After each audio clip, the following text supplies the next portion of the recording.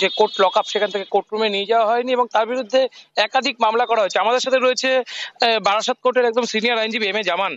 তার সাথে একবার কথা বলবো যে কি কি মামলা দেওয়া হয়েছে এই জাহিদকে, যদি একবার খুলে বলতে পারেন।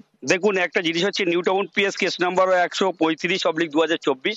এটা 22 তারিখে রেজিস্টার হয়েছিল। এটা ভারতীয় দণ্ডবিধি 364, 302, 201 এবং 120 ধারায় এর বিরুদ্ধে অভিযোগ আনা হয়েছে।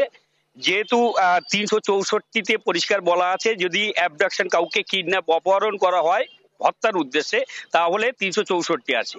আর 302 হচ্ছে মানে কাউকে মানে নৃশংসভাবে হত্যা করার ক্ষেত্রে 302 আছে। এবং 202 হচ্ছে যে তথ্য মানে হত্যা করার পরে যে তথ্য প্রমাণ থাকে সেগুলো যদি লোপাট করার চেষ্টা করা হয় তাহলে 201 আছে। এবং 120 তখনই আছে যখন দেখা যায় যে অপরাধমূলক ষড়যন্ত্রে এবং এই ষড়যন্ত্রে একের অধিক মানুষ যদি থাকে তাহলে সেক্ষেত্রে কিন্তু 120 আসে।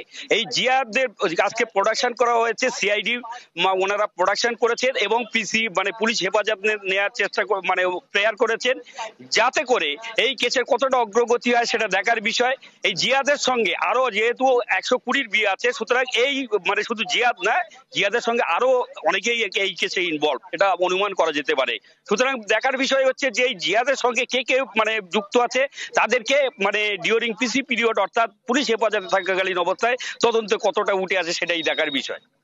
সুস্মিতা, বুঝতেই পারছো যে আর কিছুক্ষণের মধ্যে কিন্তু তাকে আদালত কক্ষে তোলা হবে এবং তারপরে কিন্তু বাকি যে তথ্য সেটা কিন্তু সামনে আসবে।